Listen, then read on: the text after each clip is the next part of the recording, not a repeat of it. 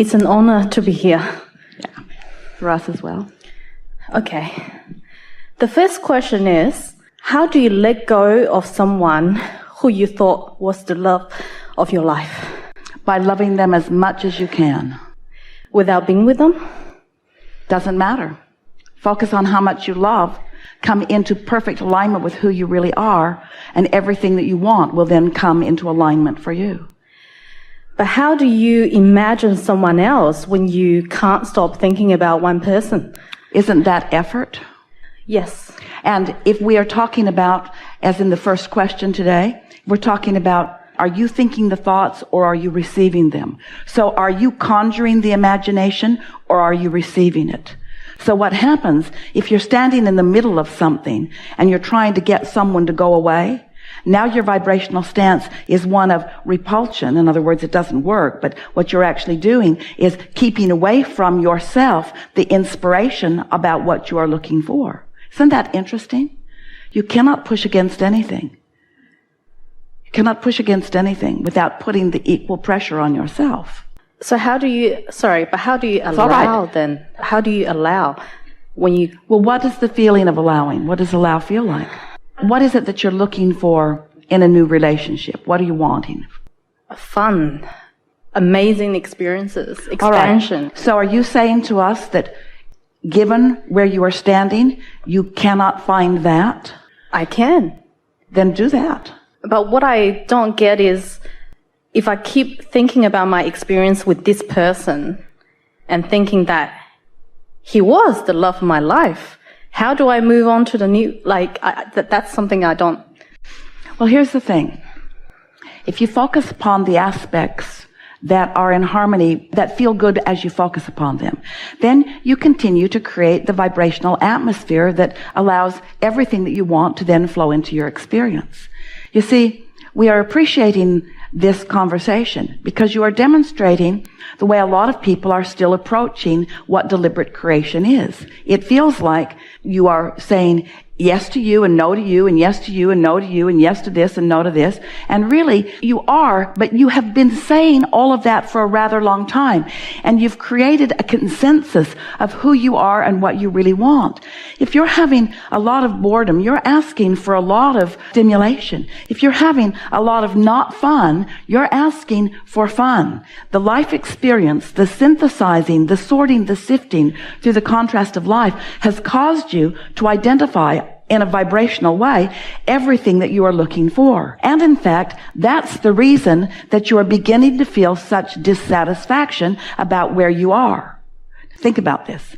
Because life caused you to create it to be more than it is. So when you look at what is, it feels uncomfortable because it's not the more that you've created. Are you following? So if you could accept yourself as a vibrational being who is emitting vibrations, and if you could hear us when we say, you have control over the vibration, but you have to be more general in your approach, because if you get too specific, then you keep activating the way you feel already, and you just keep producing more and more resistance that doesn't let what you've created into your experience. Also, there's the feeling in your physical world, which we love you so much, but you are much more action-oriented than is good for you. And we don't mean that we're trying to talk you out of action, but inspired action is so wonderful. And efforting action, there's such a difference between doing something because you want to make something else happen and finding inspiration that inspires the action. We've been talking about that in all of the days that we've been together. So when you accept that you are a vibrational being, and that you live in a vibrational universe that is attraction-based, and you don't try so hard to omit this and include this and omit this and include this, because after all, you've been already doing that. You do that all day, every day. Your preferences are known by you and by all that is. So if you trust that you are a worthy being, and we know that takes some doing. We've talked more on this cruise about that than any other time that we've been with any other group of people, about how to create and prepare your personal vibrational atmosphere so that you are more allowing of what you've already created. Do you remember step 1, step 2, step 3? Do you remember it? And do you understand why we talk about creation in those 3 steps? Because the vibration of the asking is different than the vibration of the receiving. There's much more resistance in the process of the asking than is necessary in order to receive what you're asking for.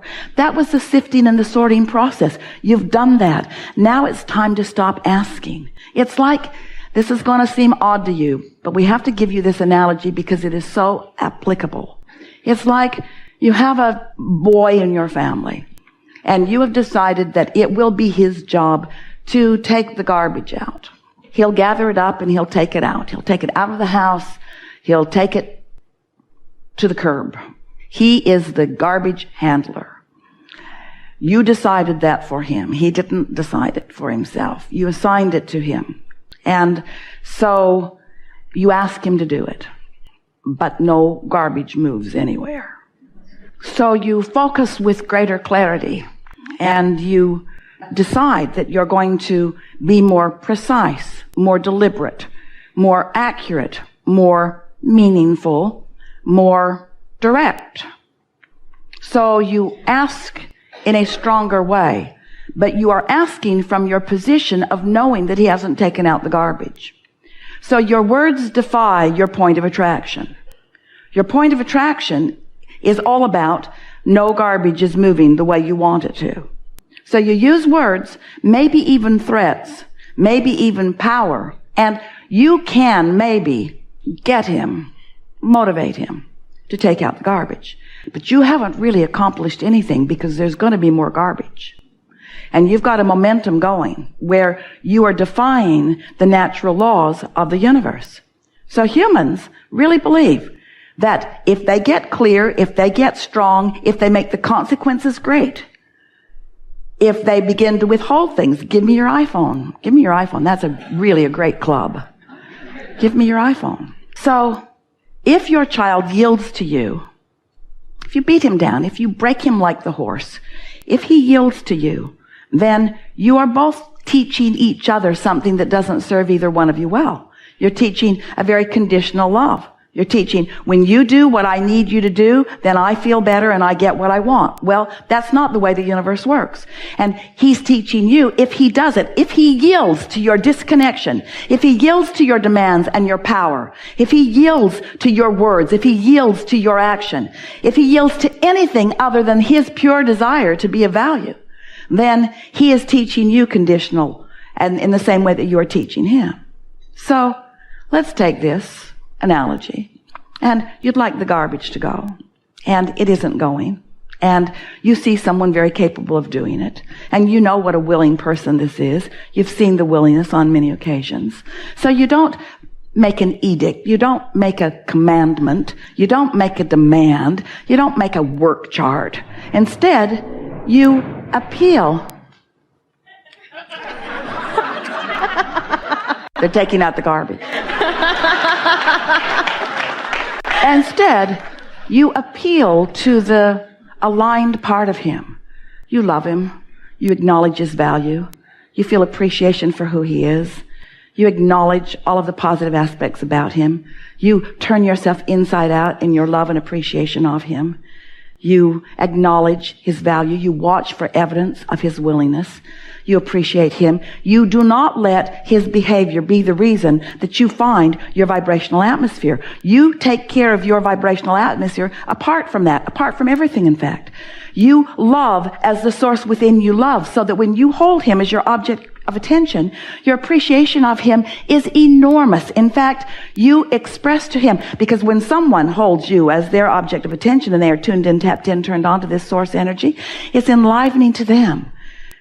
And without offering words or commands or demands, as you see this person as the willing person as he is, as the cooperative person that he is, as a person who wants to be part of a productive whole, who cares about being of value, who wants to be of value, who was born to be of value, who was born to follow inspiration. As you no longer do that thing that you do that causes him to resist you, to put out his umbrella, to resist the well-being, then he wakes up in the morning morning with a feeling, with a thought, with an impulse. He's inspired to the behavior, you see.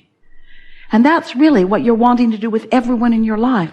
You're not wanting to demand things of them. Oh yeah, let's make a vow. We will stay together no matter how rotten we are to each other until death do we part. We'd say, I like you pretty good, let's see how it goes. I like you pretty good, let's see how it goes. No parting even in death. We thought you'd like to know that. Helpful? You getting the sense of this? So are you saying that when I meet my... We're saying you can't get there from there. You can't get there from there.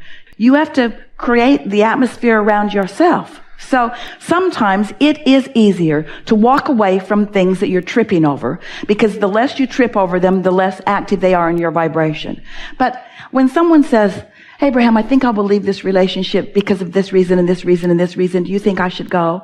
We always say, yes, but we think you should get out of town too, because there are things you don't like there too. And now you better get out of the country that you live in, and now you better get off of this continent, and now off of this planet. Now we don't know where to send you. Because in every particle of everything, there is wanted and unwanted. And you just can't ask a person or a situation. You can't demand it to be what you need it to be in order to feel good. You have to figure out how to feel good anyway. You have to figure out how to be unconditionally feeling good. And when you figure out how to unconditionally feel good, then everything that you have sifted and sorted and asked for from the universe will come to you. And in so many cases, it comes right from the person who was already living there, because you just find a different point of attraction. It was there in the beginning, do you remember? It just got covered up with junk. So are you saying that Yes. when I get to that vibration,